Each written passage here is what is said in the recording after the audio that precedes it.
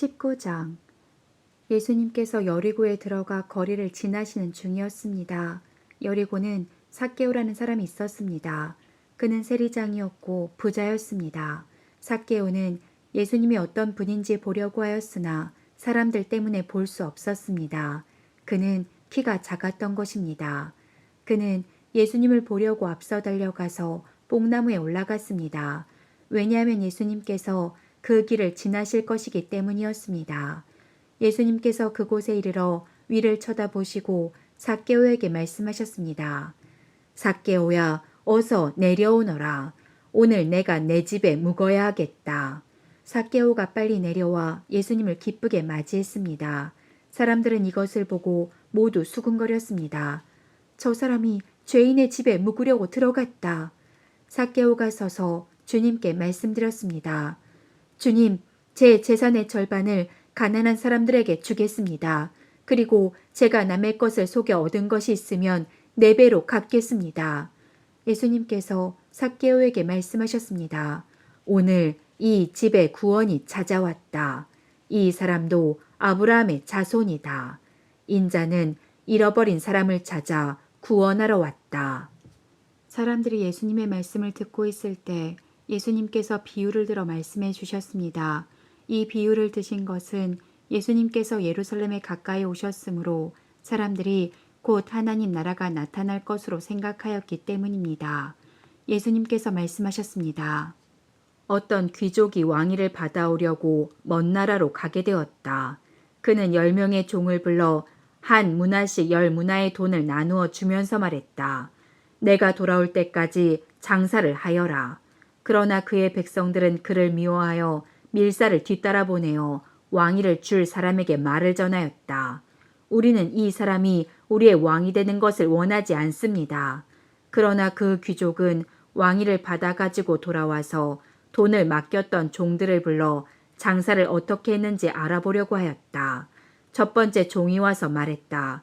주인님, 주인님의 한 문화로 10문화를 만들었습니다. 왕이 그에게 말했다. 잘하였다, 착한 종아. 내가 아주 작은 일에 충실하였으니 내게 10마을을 맡기겠다. 두 번째 종도 와서 말했다. 주인님, 주인님의 한 문화로 5문화를 만들었습니다. 왕이 그에게 말했다. 내게는 5마을을 맡기겠다. 그런데 또 다른 종이 와서 이렇게 말하였다. 주인님, 주인님의 돈을 보십시오. 내가 이것을 수건에 싸두었습니다. 주인님은 엄하신 분이라 제가 주인님을 두려워하여 그렇게 했습니다. 주인님은 맡기지 않은 것을 가져가고 심지도 않은 것을 거두어 들이십니다. 그러자 주인이 그에게 말하였다. 이 악한 종아, 내가 한 말로 너를 판단하겠다. 너는 내가 맡기지 않은 것을 가져가고 심지도 않은 것을 거둬들이는 엄한 사람으로 알았느냐? 그렇다면 왜 내 돈을 은행에 맡기어 내가 돌아왔을 때 이자와 원금을 받게 하지 않았느냐? 그러고서 주인은 곁에 선 사람들에게 말했다. 저에게 있는 문화를 빼앗아 10문화 가진 사람에게 주어라. 그러자 사람들이 말했다. 주인님, 그에게는 이미 10문화가 있습니다. 내가 너희에게 말한다. 있는 사람은 더 받을 것이고 없는 사람은 있는 것마저 빼앗길 것이다. 그리고 내가 왕이 되는 것을 원치 않던 내 원수들을 끌어다가 내 앞에서 죽여라. 예수님께서 이 말씀을 하시고 앞장서서 예루살렘을 향해 올라가셨습니다. 올리브산 근처에 있는 벳바게와 베다니에 이르렀을 때였습니다. 예수님께서 2 제자를 보내셨습니다. 그리고 말씀하셨습니다.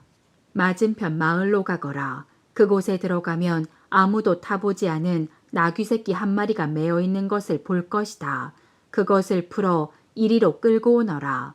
만일 누가 왜 나귀를 푸시오 하고 묻거든 주님께서 필요하시답니다. 라고 말하여라. 보냄을 받은 제자들이 가보니 예수님께서 말씀하신 대로 나귀 새끼를 발견했습니다. 그들이 나귀 새끼를 풀자 주인이 그들에게 물었습니다. 왜 나귀 새끼를 푸시오? 제자들이 대답했습니다. 주님께서 필요하시답니다. 제자들이 나귀를 예수님께 끌고 와서 자기들의 겉옷을 벗어 나귀의 등에 펴고 예수님을 태웠습니다. 예수님께서 가실 때에 사람들이 겉옷을 벗어 길에 펼쳤습니다. 예수님께서 올리브산 비탈길 가까이 오셨을 때 모든 제자들이 기뻐하며 큰 소리로 하나님을 찬양하였습니다. 그것은 이들이 여러 가지 기적을 목격했기 때문입니다. 주님의 이름으로 오시는 왕에게 복이 있다. 하늘에는 평화, 가장 높은 곳에는 영광. 그러자 사람들 사이에 있던 몇몇 바리새파 사람들이 예수님께 말했습니다. 선생님, 제자들을 꾸짖으시오. 예수님께서 대답하셨습니다. 내가 너희에게 말한다. 이 사람들이 잠잠하면 돌들이 소리를 지를 것이다. 예수님께서 예루살렘에 가까이 오셔서 그 도시를 바라보시고 눈물을 흘리셨습니다. 그리고 말씀하셨습니다. 오늘 내가 평화의 길을 알았더라면 좋았을 텐데 그러나 지금은 이것이 너에게 감추어져 있다. 내 원수들이 너를 향해 흙덩이를 쌓고 너를 애워싸고 사방으로 포위할 때가 올 것이다. 그리고 너를 짓밟고 너와 함께한 내 자녀들도 짓밟을 것이다. 또한 돌 위에 다른 돌 하나라도 남지 않게 할 것이다. 이는 하나님께서 찾아온 때를 내가 깨닫지 못했기 때문이다. 예수님께서 성전에 들어가 장사하는 사람들을 내쫓기 시작하셨습니다. 그리고 그들에게 말씀하셨습니다.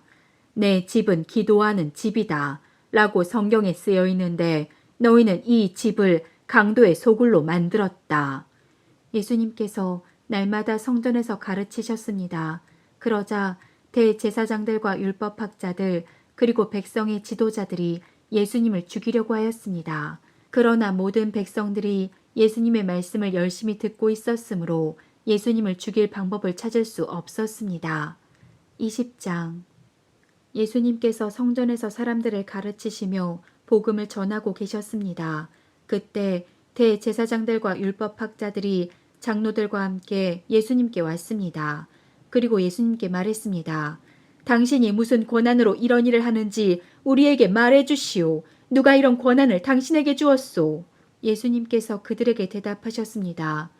나도 한 가지 물어보겠다. 내게 말하여라. 요한의 세례가 하늘로부터 왔느냐 아니면 사람에게서 왔느냐? 그들이 서로 의논하여 말했습니다. 만일 우리가 하늘로부터 왔다고 말하면 왜 그를 믿지 않느냐고 할 것이다. 그렇다고 사람에게서 왔다고 말하면 모든 백성들이 요한을 예언자로 확신하고 있으므로 우리를 돌로 칠 것이다. 그래서 그들은 어디서 왔는지 모르겠다고 대답하였습니다. 예수님께서 그들에게 나도 무슨 권한으로 이런 일을 하는지 말하지 않겠다 하고 말씀하셨습니다. 예수님께서 사람들에게 이런 비유를 말씀하셨습니다. 어떤 사람이 포도원을 만들어 농부들에게 세를 주고 오랫동안 여행을 갔다. 포도철이 되어 그 사람은 포도원의 수확 중에서 얼마를 거두려고 종 하나를 농부들에게 보냈다.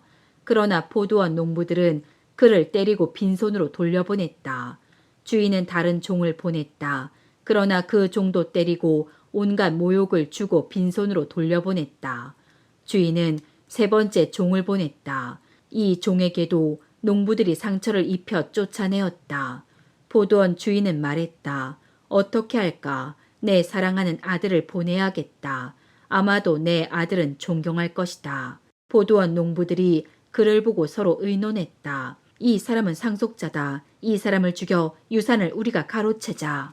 그들은 아들을 포도원 밖으로 끌어내어 죽였다. 그러면 포도원 주인이 농부들을 어떻게 하겠느냐? 그가 돌아와 포도원 농부들을 죽이고 포도원은 다른 사람들에게 넘길 것이다. 사람들이 이 말을 듣고 말했습니다. 그런 일이 제발 일어나지 않았으면 좋겠습니다. 예수님께서 그들을 바라보시며 말씀하셨습니다. 그러면 건축자들의 버린 돌이 집 모퉁이의 머릿돌이 되었다. 고 기록된 것은 무슨 뜻이냐? 누구든지 그 돌 위에 떨어지는 사람은 부서질 것이요. 이 돌이 누구 위에 떨어지든지 그를 가루로 만들 것이다. 율법학자들과 대제사장들이 예수님께서 이 비유를 자기들을 빗대어 하신 말씀인 줄 알았습니다. 그래서 즉시 예수님을 잡기를 바랐으나 사람들을 두려워하였습니다. 율법학자들과 대제사장들은 예수님을 지켜보았습니다. 그리고 의로운 사람인 척 가장한 정탐꾼을 보내서 예수님께서 하시는 말씀 가운데 트집을 잡으려고 하였습니다. 그러고는 예수님을 총독에게 넘기려고 하였습니다. 이들은 예수님께 물었습니다. 선생님, 우리는 선생님이 옳게 말씀하시고 가르치시는 것을 압니다. 선생님은 차별을 하지 않으시며 진실되게 하나님의 길을 가르치시는 것을 압니다. 우리가 가이사에게 세금을 바치는 것이 옳습니까? 옳지 않습니까? 예수님께서 이들의 계략을 아시고 말씀하셨습니다. 데나리온 동전 하나를 가져오너라. 이 돈에 누구의 얼굴과 이름이 새겨져 있느냐? 그들이 대답했습니다. 가이사의 것입니다. 예수님께서 그들에게 말씀하셨습니다. 가이사의 것은 가이사에게, 하나님의 것은 하나님께 바쳐라. 그들은 사람들 앞에서 예수님의 말씀을 트집 잡을 수 없었습니다. 오히려 예수님의 대답에 놀라서 말문이 막히고 말았습니다. 부활이 없다고 하는 사두개파 사람들 가운데 몇몇이 예수님께 왔습니다. 그리고 예수님께 물었습니다. 선생님, 모세는 형이 자식 없이 아내를 두고 죽으면 동생이 형수와 결혼하고 형을 위해서 자식을 낳아야 한다고 했습니다. 그런데 7 형제가 있었습니다. 첫째가 아내를 얻었으나 자식이 없이 죽었습니다. 그리고 둘째도 자식이 없이 죽었습니다. 셋째도 마찬가지였습니다. 결국 7 형제가 모두 자식이 없이 죽었습니다. 마침내 그 여자도 죽었습니다. 그러면 부활 때 그는 누구의 아내가 되어야 합니까? 7 형제가 모두 그를 아내로 맞아들였으니 말입니다. 예수님께서 그들에게 말씀하셨습니다. 이 세대의 아들들은 장가가고 시집간다. 그러나 죽었다가 다시 부활하여 하늘나라에서 살 자격이 인정된 사람들은 장가도 가지 않고 시집도 가지 않는다. 그들은 천사들과 같아서 다시 죽을 수도 없다. 그들은 부활의 아들들이므로 하나님의 자녀들이다. 죽은 사람들의 부활에 대해서는 모세도 떨기나무가 나오는 대목에서 잘 보여주었다. 모세는 주님을 아브라함의 하나님, 이삭의 하나님, 야곱의 하나님이라고 하였다. 하나님은 죽은 사람들의 하나님이 아니라 살아있는 사람들의 하나님이시다. 이들 모두는 하나님께 대하여 살아있다. 율법학자 몇 사람이 대답하였습니다. 선생님, 옳은 말씀을 하셨습니다. 사람들은 예수님께 감히 더 이상 묻지 못하였습니다. 예수님께서 그들에게 말씀하셨습니다. 사람들이 왜 그리스도를 다윗의 아들이라고 하느냐? 다윗이 시편에서 직접 말하였다. 주께서 내 주에게 말씀하셨습니다. 너는 내 오른쪽에 앉아라. 내가 내 원수들을 내 발판으로 삼을 때까지.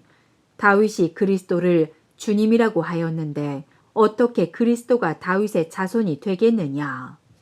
모든 백성이 듣고 있을 때에 예수님께서 제자들에게 말씀하셨습니다. 율법학자들을 주의하여라. 이들은 긴 옷을 입고 다니는 것을 좋아하며 시장에서 인사받는 것과 회당과 잔치에서 윗자리를 좋아한다. 이들은 과부의 집을 삼키며 남에게 보이려고 길게 기도한다. 이들은 더 큰 심판을 받을 것이다.